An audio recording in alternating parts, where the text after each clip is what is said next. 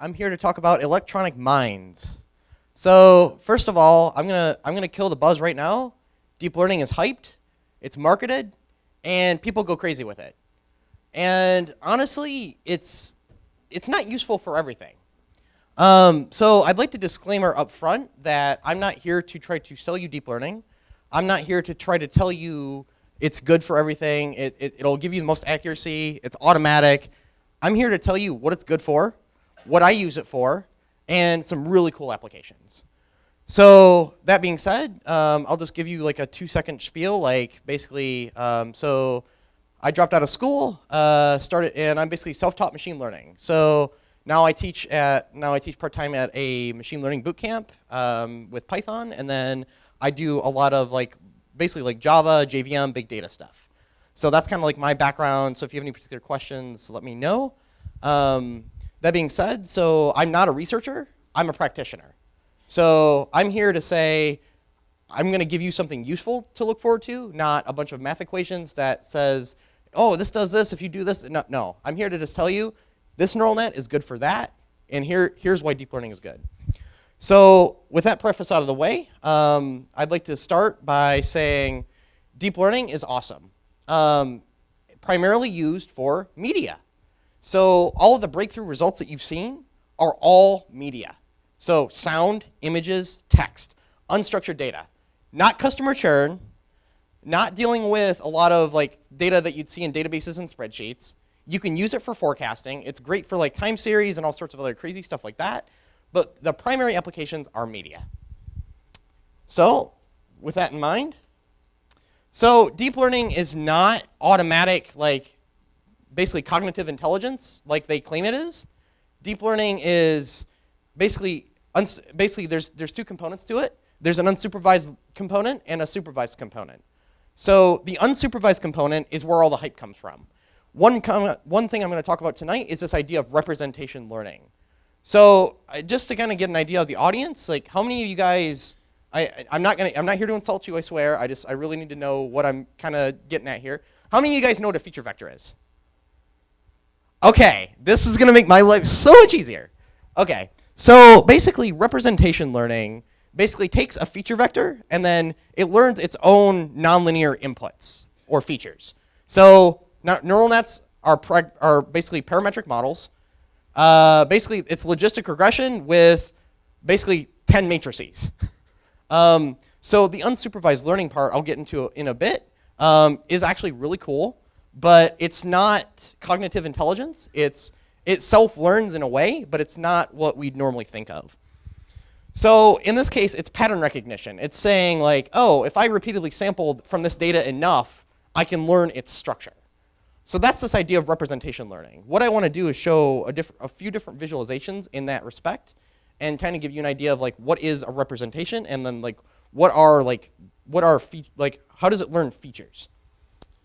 So there's this to kind of quantify for those of you who aren't familiar with the literature, where a lot of the hype comes from is people are oh, it learned what a cat is, right? That's actually representation learning.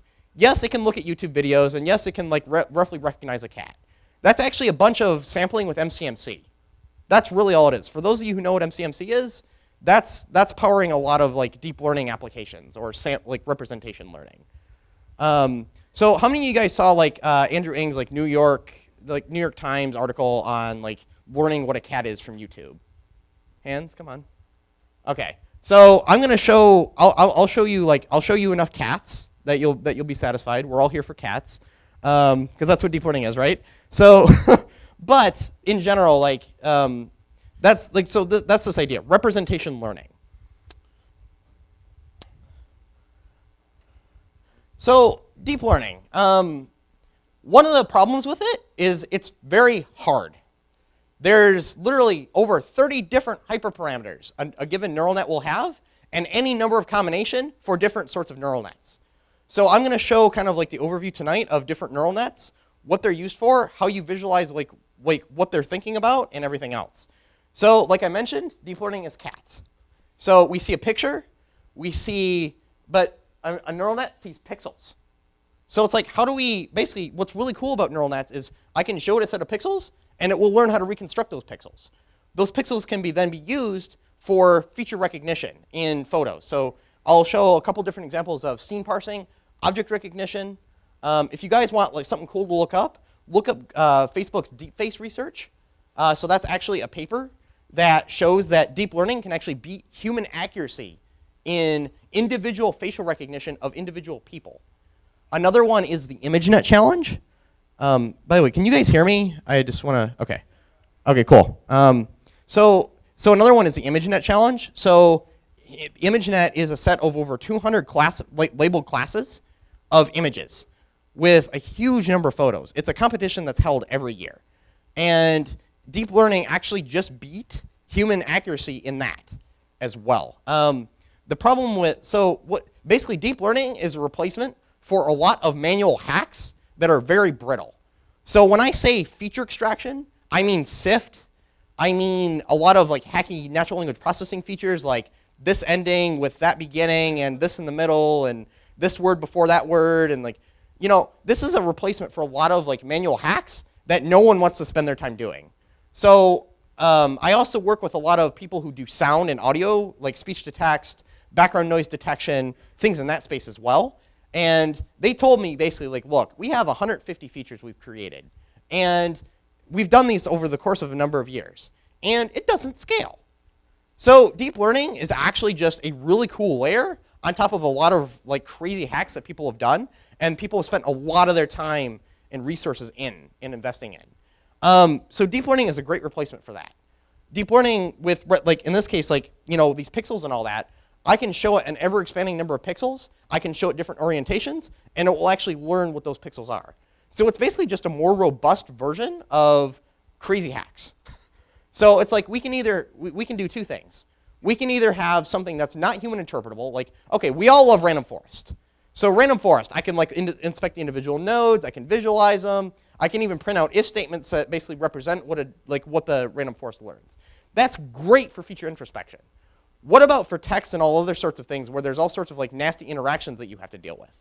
So that is what deep learning is good for, is saying, okay, let me take all these nasty interactions and learn a general representation of that. So does that sort of like make sense, like what representation learning is? Like, you know, like I see a cat, it's pixels. You know, it basically takes human interpretable data that's very easy for us to measure, look at, interpret, and it basically maps that onto a feature vector.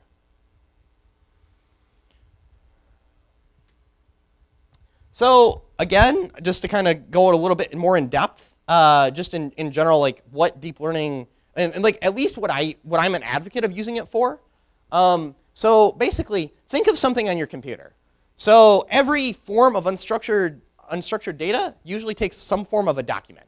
So let's just say it's your music folder. So what does that music folder have? Like let's just say I want to do classification of rock music, and I want to do it based on the raw audio. Well, what does that look like? So that data set is actually going to be maybe like, let's just say like I have rock, I have jazz, you know, it's like I have several different folders. And my goal then is to basically take the MP3s that are in those folders and say the parent directory of that folder is the label, or of that file is the label, right? So I want to do that based on the raw audio signal. So I show a neural net a song, I play the song for the neural net, and it learns a set of features. That's literally what you do. You play the song, it learns the features, and then you say that's audio, or that's jazz. And what it will do is it'll be like, oh, that's jazz, okay. And then what deep learning is good for is actually learning those general representations. So it will pick up on all the patterns, like, oh, so this, like from 1 minute 3 to 1 minute 6, like did this like really weird, like loud sound. So that's what deep learning is good at picking up, are those general patterns. So it will actually, if I show it more data, it will actually scale.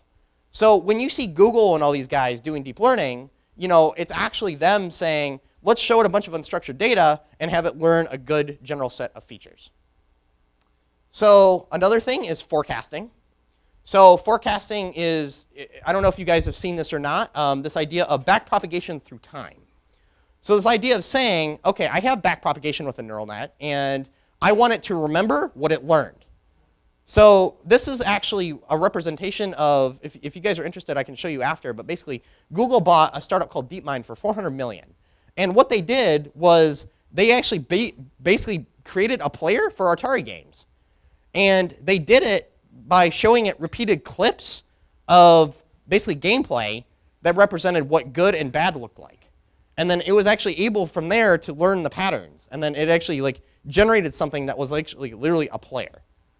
So it learned basically a moving window of the signal, right? So another thing on that same note is sensors. So sensors is all time series, right? So it's like, it's a raw signal of some kind. The signal that happened at time t-1 to t plus 1. We want to forecast t plus 1. So sensor data, could be in my phone, right? Where it's like, it's picking up like where I'm stepping right now, where I'm moving, what I'm speaking about. All of that is signal processing. So basically, recurrent nets in this case are very, I'll go into those a little bit more later. I'm just kind of doing like an overview right now. Basically, are really good at like signal processing, time series, and remembering what it learned. I guess I'll cover one more. So I guess what I'll do, I'll also do text. So I'll show you that later. But what I want to do is so text. I want to do text classification. So again, I have a set of documents, a corpus. So this is all for unstructured data. So this unstructured data could live on your hard drive. It could live in S3, wherever you have data. HDFS doesn't matter. Key point here is that usually unstructured data might have some kind of a label, and we have trends we want to extract from it. So text is in that same boat. So automatic feature extraction from media, unstructured data. Anything that doesn't live in a database and has an explicit set of values like categorical or what have you. Does that sort of make sense? What the primary use case is, what it's good for. Unstructured data, everything's usually in a hierarchy. It's usually a file of some kind. We use it for things, and it's human interpretable.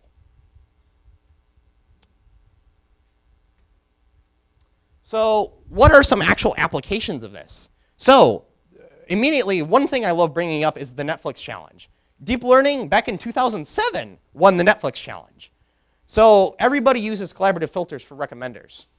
Depending on if you're doing graph analysis or not with triangle closing or what have you, people have actually used something called a restricted Boltzmann machine to learn and reconstruct user features. So you typically use NMF or something where you basically learn how to fill in empty values. Deep learning is also very good at that. Recently, also Spotify started using deep learning for recommenders as well, and they did it based on your playlist. So they were you played this song with these features at this time, and this is the likelihood that you will play you might want to play this song.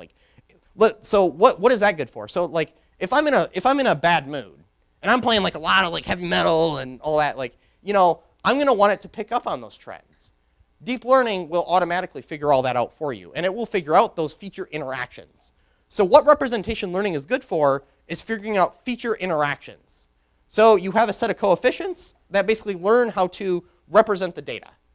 And then it can actually pick up on subtle trends like that. So machines are better at feature extraction than we are. I shouldn't be telling a computer how to do its job. The computer should figure out how to do its job. No one wants to do that anyways, so I'm going to let the computer have fun, and I'm going to get back to work doing what I want to do. So let me see. Okay, I'd also like to mention another startup. So I'm sure you guys know who Jeremy Howard is, a good friend of mine. So he started a startup called Intillic. He was director of data science at Kaggle, I believe. I'm sorry if I'm butchering his position and he watches this later, I'm sorry. Anyways, so he's actually doing X-ray and medical imaging. So he's actually trying to help doctors do early detection of diseases by automatically taking away, he takes away a lot of the work of manually identifying, that little pixel there that you missed, that was actually a disease that you missed. So he's actually working with hospitals. So deep learning is actually used in a lot, the representation learning part of it, where you can do automatic trend detection, is actually really good for a lot of very specific applications. So another one that's not heralded as much. Like a lot of startups haven't really tackled this. Like all the deep learning startups at this point that have either been bought or are out there are either platforms or have been like images. Another one I'd like to trumpet, because this is my favorite, is NLP. So textual representation learning. It's actually taking sequences of text and figuring out how, like, I can actually ask a neural net, how is this word used, and how is it similar to the other ones? And then how does that map back to the document that it was present in? So deep learning, like, again, I'm going to show visual representations of all this, so this isn't as clear. I just want you to know what you're getting yourselves into. For those of you who want to leave early and get bored, I'm previewing everything ahead. So in this case, though, just to kind of wrap this up then, so text, sequential feature extraction, automatic. So it learns how a word is used, and then how that's then wrapped back up into the document. So deep learning is actually useful outside of research labs, in industry. It's just a lot of people don't know how to do it, or it's way too overpowered or like computationally intensive for their purposes. So again, deep learning isn't for everything, but for what it is useful for, if you have any sort of media and you're spending more of your time doing feature extraction, then maybe you might want to offload that to the CPU or GPU, because that's, like, again, GPUs computationally intensive. I'll get into those as well, but like they're great for actually doing this feature analysis at scale. So it's like images and text, the feature space for those are huge. GPUs are literally supercomputers. It's kind of cool, but like, you know, at the end of the day, you might want to cluster GPUs. Who's going to order a cluster of GPUs? So I was talking to Andrew recently, and he was like, yeah, I'm at Baidu now, and I just like ordered like 1,000 GPUs, because like I can do that. I'm Andrew Ng, right? But you know, at the end of the day, not everybody's going to have that. So use deep learning for what, like, if you have a very specific need, and human capital is being wasted, where CPU could make up for it, if that makes sense. So it is practical, but it really just depends on what you're doing with it and what resources you have available to you. So what I wanted to kind of get into first is this idea of representation learning, and show, like, well, what does a neural net have to do with all this crap? Like, you know, representation learning, feature learning, hierarchies. So this is actually an idea of representation learning. So in this case, if you guys remember the pixels I was talking about earlier, right? I showed an image, and it literally it starts like at the pixel level, 0 to, you know, so like an image is 0 to 255. Usually, like, you know, it's either a 2 or a 3D matrix, depending on if you have the RGB channels or not. And then what it'll learn over time is like, oh, it automatically learns an edge detector. So the first neural net is literally an edge detector. It's a hierarchical feature extraction. So it'll start learning pixels, and then it learns edges, and then next, like, oh, now it's starting to learn what eyes are. And then eventually, you'll get to full-blown faces. So representation learning is this idea of building a set of general features by showing it the data, and then building up over time a higher and higher level representation of the data that then basically gives you a really cool form of dimensionality reduction, as well as a form of basically automatic feature extraction. So this is this idea of representation learning. Everything starts with, you know, like when you have a deep hierarchy, the more deep it is, up to 4 layers usually. There's more research that's shown that you can have more layers, but usually like 4 layers is good enough for most applications that will learn this hierarchy that we want to learn. So like a neural net is basically like, you know, you have a set of maybe 3 or 4 neural nets. Each of them are stacked, and then you have a classifier on the end. So a neural net is really cool in that you can actually take, like, you know, a set of neural nets for feature extraction, and then toss different classifiers on the end. So I could toss logistic regression on it, maximum entropy. I could toss an SVM on the end of it. Like, why not, right? So it's like a good example of this is actually Google's speech recognition. So they actually use neural nets for sound feature detection. This is actually what powers Android at this very moment, and it's been doing it for years. So what they did was they actually took the output of a neural net and then actually slapped a hidden Markov model on the end of it. So they just use hidden Markov models with deep learning to figure out what you're saying. And they used neural nets for the feature extraction part. So when you have audio, when you have unstructured data that's very hard to interpret, very hard to come up with features for without you manually spending a lot of time, then slapping something on the end of it will do the job just fine. So in this case, so hierarchies. So neural nets have activation functions, right? So just to kind of clear things up. So I start with the raw data. This is my linear representation, and then I have I have several different kinds of activations. This could be sigmoid, it could be tanh, it could be hard tanh, it could be dropout. There's a lot of different activation functions. So I'm not here to teach you all of deep learning tonight, but if there's any particular knobs or questions you have, if you've been doing deep learning, I'm more than glad to answer them. But right now, I just want you to be clear that nonlinearity, so anything that basically says, oh, let me take the data and project it onto a new space. That's a nonlinearity. So very similar to SVM kernels, this idea of activation functions where it takes the data, it takes the output of the neural net. So for those of you who are math geeks, inputs times weights plus bias, and then I do a nonlinear transform on that. So the weights are the connections. So if you visualize the neural net connections, you have the circles, and then you have the lines that connect other circles. Those are all represented by a matrix, right? So that's W, inputs times weights plus bias. So I take that, and then I transform it onto some new decision boundary. This could be sigmoid, where it's just like an S. Tanh is like another kind of S. So nonlinear, where I transform it onto something that makes more sense, that I then pass to the next layer. So from here to here, this could be sigmoid, this could be tanh, but what's going to happen here is I'm going to take the raw pixels, and then basically the nonlinearity is going to basically learn the edges. The next one will learn the faces. And it's a series of nonlinear transforms until you get to the classifier part, where at that point, yes, features are not really that interpretable. Like linear and logistic regression, it's a coefficient per feature. I know where it's coming from, I know how it's weighted, and I can do things with it. Neural net weights have millions of parameters. Deep learning, very computationally intensive, very RAM intensive. Hierarchical models.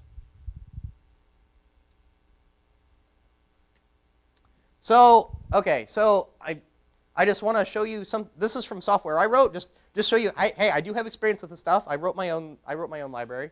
I'm not here to sell tonight, so I'm going to keep this minimal. But I just want to show you, this is what a neural net dreams about. So this is actually each neuron learning a general representation of a face. So you'll see, all I did to reproduce this was I showed it, I basically took an image, I turned it into a matrix, just a feature matrix, and then I fed it into the neural net. It ran a few iterations, and it produced this. So this is just the first layer. The first layer this is specifically from a restricted Boltzmann machine. For when we get into the nuances later, a restricted Boltzmann machine tries to learn the whole image at once. The image I showed you before is a convolutional neural net. For those of you who want to know the differences. So the other one was a convolutional neural net. This is the first layer of a deep belief network, or a restricted Boltzmann machine specifically. So it learns a general representation of faces. I like to think of it as a neural net dreaming. So again, nets need training data. So you need a baseline feature vector of some kind. So what's really nice, though, is I don't have to do any sort of crazy kernels with it, or take oh, let me apply a Sobel filter this, and then let me maybe do sift, and then let me no. So I don't necessarily have to do that. That being said, it will enhance your results if you do. But most of the power of deep learning and why it's meant for production is this idea of being able to show it the raw pixels, and then the only thing you may have to do is probably scale it, and then you'll get the results I was showing you before. So this right here, all I did was scale it with zero mean and unit variance, and I basically got these representations. This only took 2 iterations. If you don't scale the data, just like any other machine learning algorithm, it blows up and dies. So you have to understand not only how to tune them, but also how to transform the data. That's just like standard machine learning. So in this case, you need to construct your feature vectors. So there's a lot of applications of neural nets. A lot of them are gonna, depending if you're doing sequential classification with text, you're trying to forecast something, you're trying to just do concrete object recognition. Depending on the kind of application you're doing, you're gonna need to vectorize in some way. But the key thing here is that you can just learn a baseline, and then it will learn its own features from there, which is where the accuracy sort of comes from. So basically what happens is a neural net basically has its own feedback loop. So it looks at basically what it does is you initialize the weights randomly. So this is for most neural nets. You initialize the weights randomly, usually like uniform distribution or something like that. It learns by the way, make sure they're small. Initialize the weights to be small. This gives it room to learn. And then what will happen is over time, it will what it'll do is it'll literally look away and be like, let me look at the data. Oh, all right, I can draw it now. And then it'll draw, and then it'll come back, nope, nope, nope. So it does that with basically a KL divergence loss function. For those of you who want to, anything in particular you want to look into, just let me know. So KL divergence is basically the similarity between two probability distributions.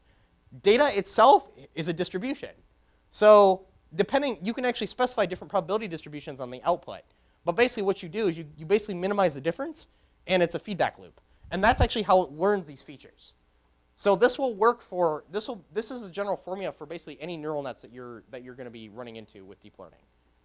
So you learn these hierarchies by initially looking at the data, and then you basically learn the distribution of the data. So that's this idea of representation learning.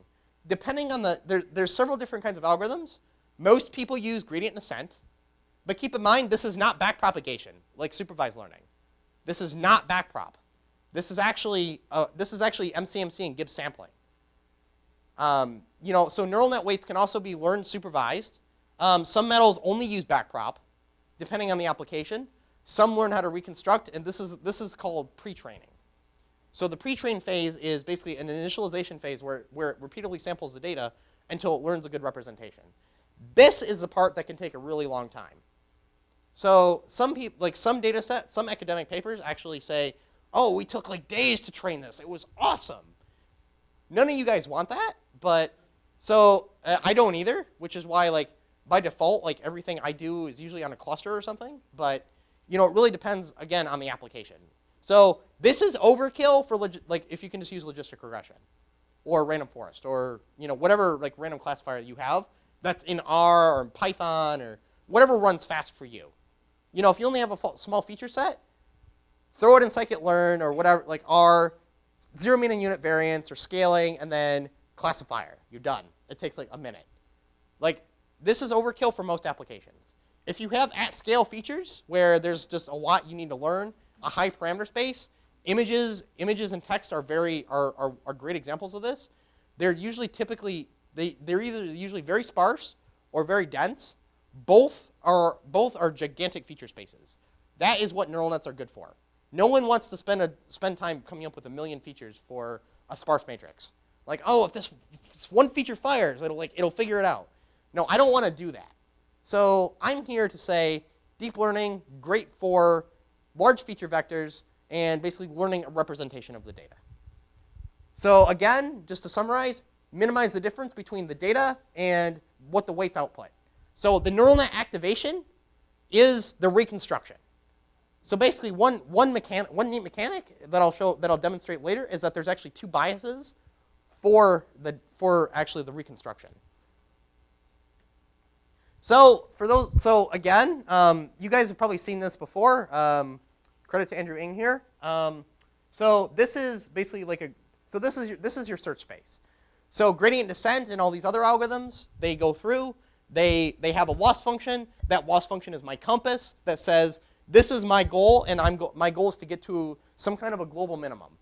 The global minimum for the reconstruction in the neural nets, in this case, is my reconstruction, my approximation of what I was trying to learn with the data.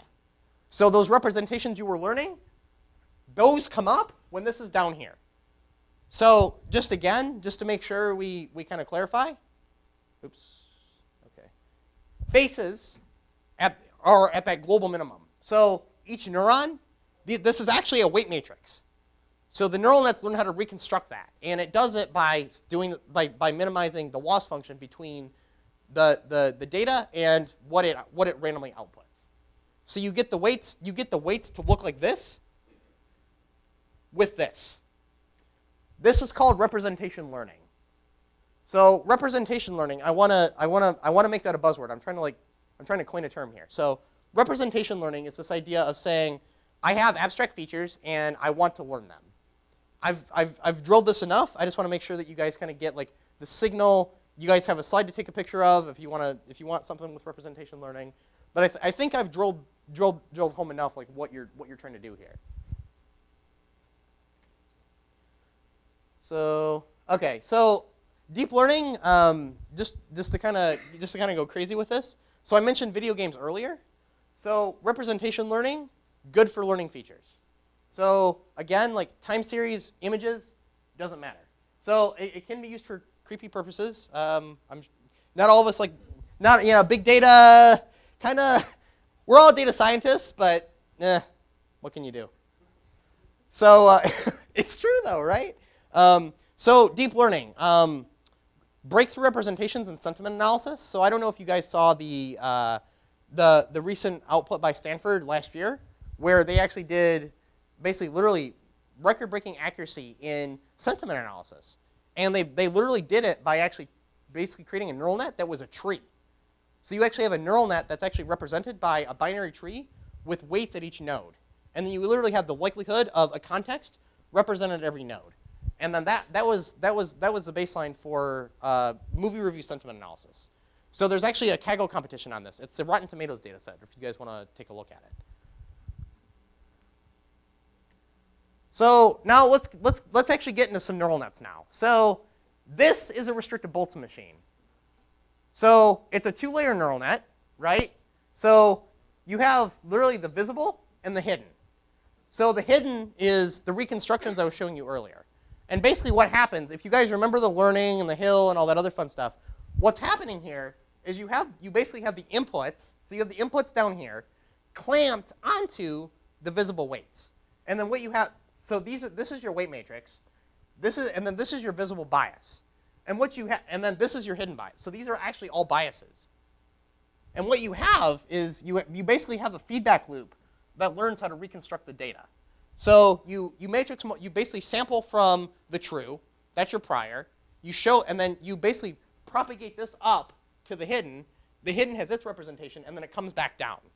Prop up, prop down. And then it's literally a feedback loop that learns how to reconstruct data. So this is a two-layer neural net. So this is one of those feature extractors. So like if we remember the three different the hierarchical features, this is a neural net that learns features specifically. So this is for feature extraction. So okay, so did you guys I hope you're following me here. So it's like I have these feature extracting neural nets, and then I have these classifier neural nets.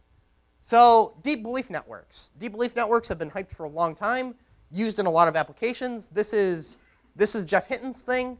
So deep belief networks are stacked restricted Boltzmann machines. You basically have a set of feature extractors, and then you have logistic regression or something on the end. So your output function is configurable, though, which is really cool. So I have a series of stacked restricted Boltzmann machines that can learn features, and then I have some sort of output. So this can be any number of layers. So this is the deep part of it. Deep belief network with MNIST, for example, the typical number of parameters I end up with is 1 million. That's just for 784 pixels. And then I reduce it at each layer. So a deep belief network over time says, I have 784 in the input, and then I want to learn how to reconstruct this with only 500 hidden units. So the hidden units are those faces that you saw earlier. That's those facial reconstructions. It's actually a dimensionality reduced representation of the data that can actually either improve on the data by getting rid of errors in the data, or at least at the very minimum approximates it. But it's an automatic form of dimensionality reduction. So what you do is you take the output of that and pass it to the next layer, and then what you get on the end, in this case, like if I have a deep belief network, 784 on the inputs, that's a straight feature vector, 28 by 28 image. I flatten it. Yes, flattening it actually is fine. I know it destroys it doesn't actually destroy context and structure as much as you think it would. So anyways, just bear with me on that. 784 pixels, 500, 250, 100, 10. So 10 is the number of labels in the MNIST data set in this case. So the reason I'm harping MNIST is because it's what you see in all the tutorials. It's what you'll see on deeplearning.net and a lot of the other deep learning frameworks that are out there. So this is typically what happens then. So I stack them, and then it learns a classifier. And then what you get is an automatic form of dimensionality reduction. So the feature learning that happens in the representations are basically an approximation of the data with compression. So a deep belief network is, correct me if I'm wrong, Google, I believe, uses a moving window deep belief network for their feature extraction of audio. But I know Hinton's there, so I'm assuming that that's what it is, but who knows. Either way, great results on both sequential tasks as well as just normal classification. So one neat thing I want to demonstrate was this idea of semantic hashing. So a deep autoencoder basically is a deep belief network and the transpose of another deep belief network. So you have an encoder, you pre-train it, very similar to what I had mentioned earlier. So you do pre-train, pre-train, pre-train, and then what you actually do is you take the neural net and then you actually transpose it. So you flip the weights, and then what you get is you actually get the output, you actually get the input on the output. And what you get in the middle is actually literally a condensed form of the data that you can use for compression in a search engine. So you can say, I can basically learn how to reconstruct this into a short binary code that allows me to basically represent the data. So what does that actually look like? So this is actually on Bag of Words. So this is on the Reuters News Group data set.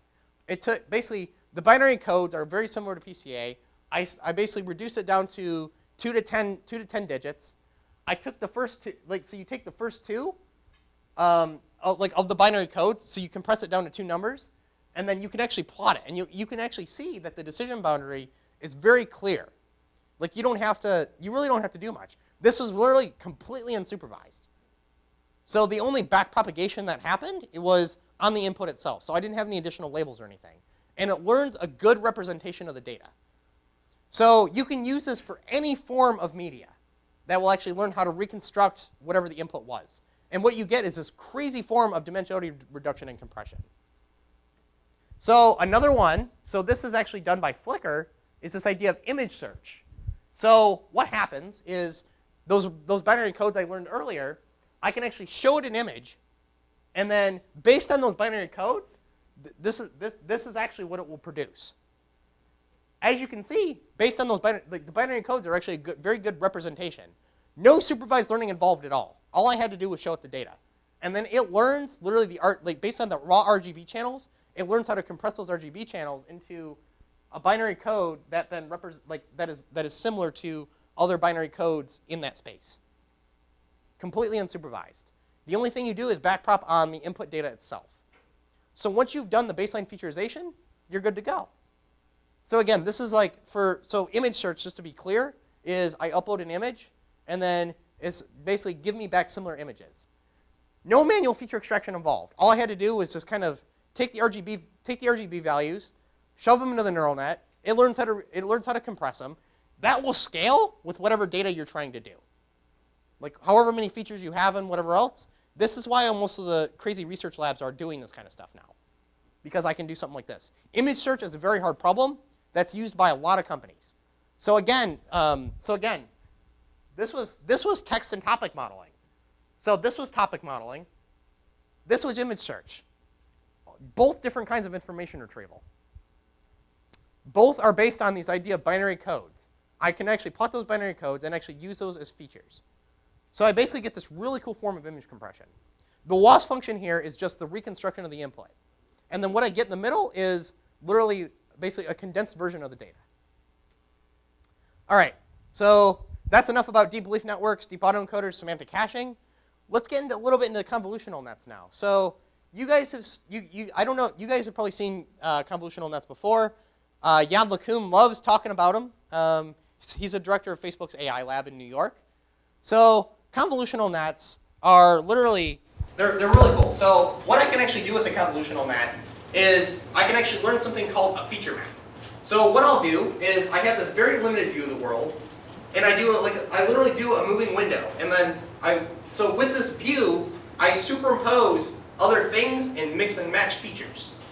So what I get is actually a general representation of the data based on mixes. And so what that's going to allow me to do is if I show a convolutional net an image, it actually can take a pose it can automatically do pose invariant feature extraction. So it doesn't matter if I'm standing like this, if my head's sideways, it will actually figure all that stuff out for you. So convolutional nets have several variants, but the core concept here is this idea of feature maps and a moving window over different subsets of the data. So another one, recursive neural tensor networks. So recursive neural tensor networks are used in a lot of crazy applications. So they're the new kid on the scene. Recursive neural nets. There's also recurrent nets, so don't confuse the two. Recurrent nets are usually time series. Recursive is more for media analysis. So recursive basically are basically used for hierarchical feature learning.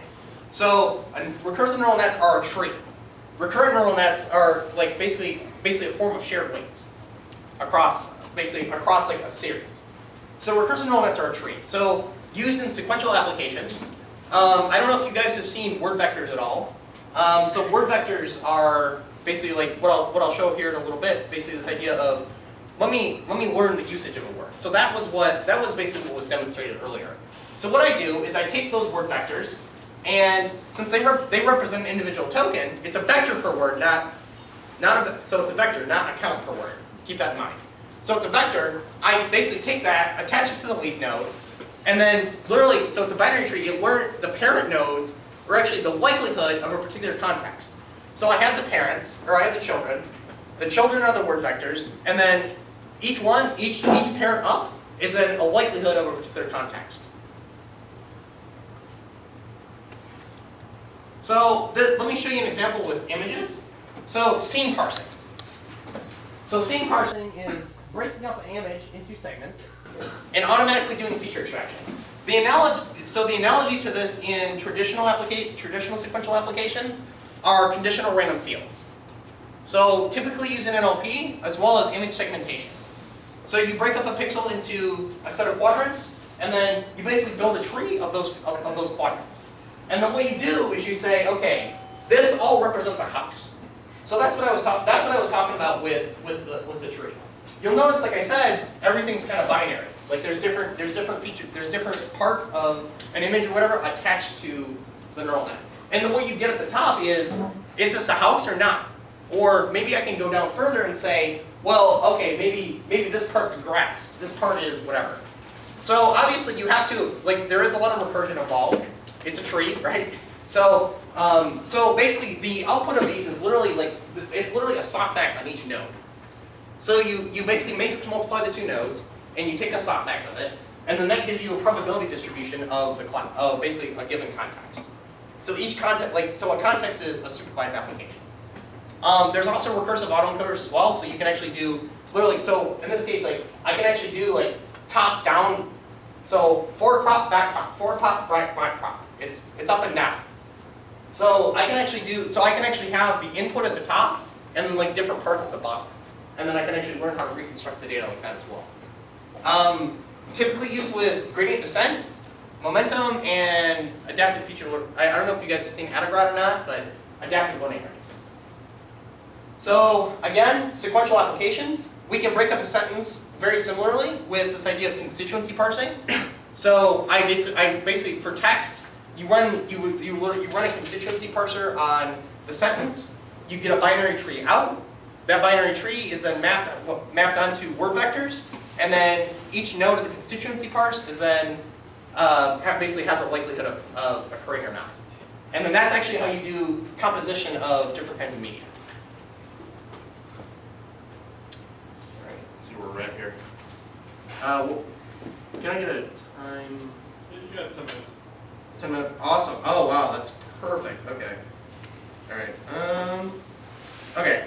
So I can get into this a little bit then. So this is what a constituency parse looks like. So in this case, I have part of speech tags I basically have part of speech tags as parents, and the words at the bottom. So remember, these are each word vectors, if that makes sense. So then, and then at the top, I basically have the whole sentence. like the likelihood of this being positive or negative. So this is so the application that they did was sentiment analysis here. So in this case, like I have spans of text. So spans of text, I basically break it up into tokens. I take the tokens, turn it into a tree with a part of speech tagger, and then I create this binary tree that represents the sentence. And then I classify the likelihood of individual contexts. What's interesting about that is if I'm doing sentiment analysis, if I can say not happy and happy, I can actually have different nodes with different likelihoods, which allows me to actually segment a sentence up properly. That's obviously that's way more useful over bag of words when you're trying to do name entity recognition, relation extraction, or really any information retrieval task. So again, sequential applications. So one visualization technique I like using is called TSNE, T-SNE. So T distributed stochastic neighborhood bag. So this is PCA on steroids. Basically, what it does is it runs something that's basically approximates the k-nearest neighbor search, and basically does a form of dimensionality reduction that learns how to automatically group the data. So when I'm trying to debug representations, like faces by the same person should be near the same person, right? So what I do is I actually reduce the representation that was learned down to 2 dimensions, and then I can plot it. So this is useful with any form of media that you're going to be doing. My favorite application of this is obviously going to be text. With images, I already have the renders, so I can actually see what the neural net's picturing, and then what its interpretation of the data is. With text, that's a lot harder to do. But if I can map the distances and plot them and see like, 2 is next to 3, like that makes sense to me. I know that these word vectors are good. So this is great for actually visualizing the global structure of the data. So again, TSNE. I think. So this is just an example from some of my own work where I know it's very hard to see. This is on the unmissed digits. So what I did was I created a representation of the unmissed digits, and then I actually had it grouped. Like what you'll see is like this is actually all 6s over here. This is like all 2s. Here's like 8s over here. So it learns actually how to group the data. It's a really cool form of dimensionality reduction. And I will take questions. So how long until you can teach a neural net to read all the newspapers in the world and tell me which politicians are lying? Are you Facebook? Okay, so the question was, how long would it, correct me if I'm wrong, how long would it take to read all the, to learn politicians' faces, basically, right? I'm not a computer programmer. Give me like a technical feasibility. Is it possible? Oh, so there's a big enough corpus out there. So if I want to learn every face in the world, Facebook has a great API. I would probably go work there if I wanted to do that, though. That's actually the focus of Facebook's AI lab, is learning every face in the world and being able to identify who you are. So technical feasibility, huge scale. How does the performance of neural nets for things like named entity recognition compare to? So it beats the pants off of everything that's domain specific for NLP. So any sequential application, it is either done record breaking or it is like completely destroyed. So I used to do NLP with only just like conditional random fields, max set models. I used to do that. I only do deep learning now for text, especially for sequential applications. Look into the different word vector representations for sequential applications.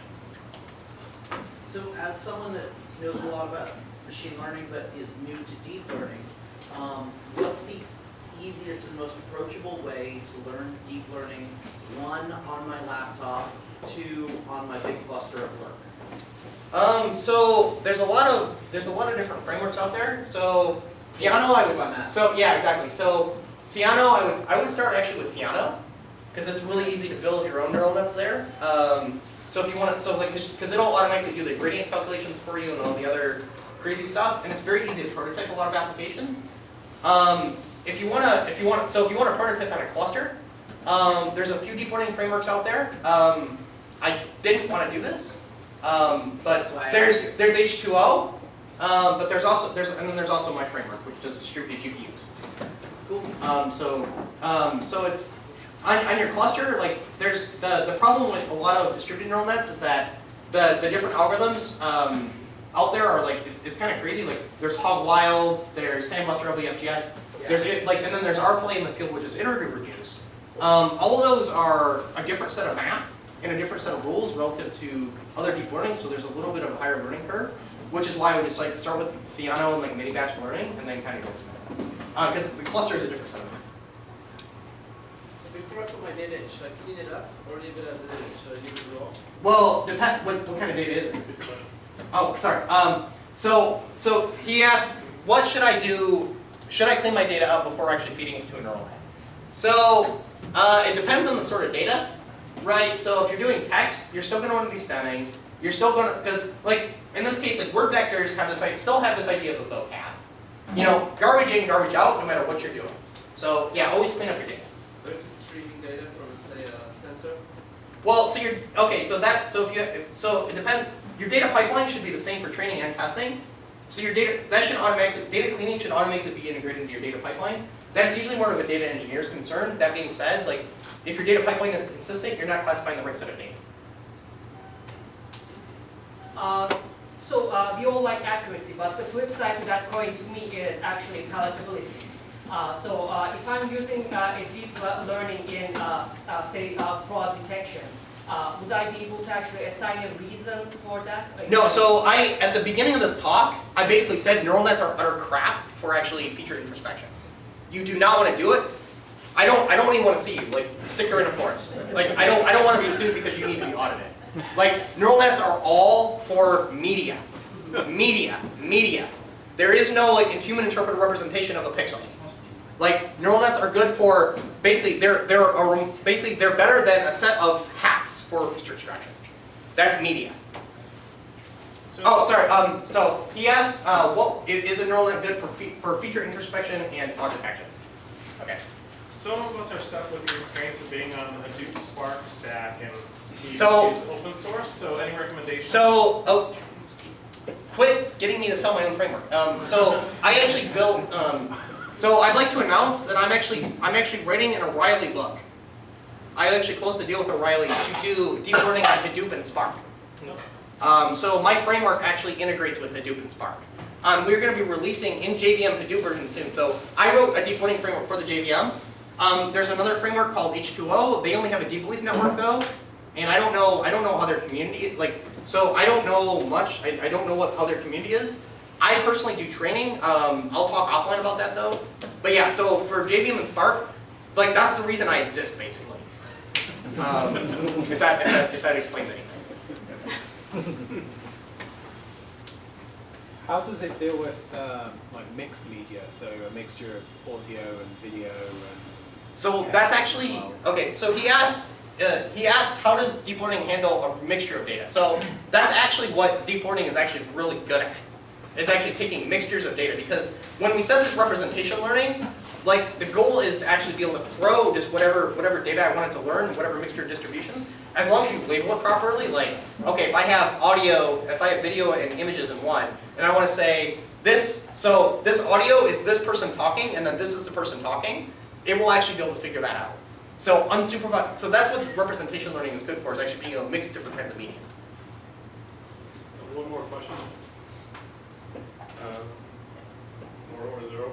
Is your technology adaptable to search and discovery for, I don't know, not necessarily people's data, but like either mining or like searching for missing people, that kind of thing? Do you use that much? Yeah, so deep learning in general is very good at like being able. So it's actually one of the best road detectors in the world. So deep learning's primarily application is actually facial detection, images. So identifying missing people and all that, and other like fun stuff as well. Like Facebook does this at scale, being able to identify individual people's faces. So it's actually very plausible to do that with.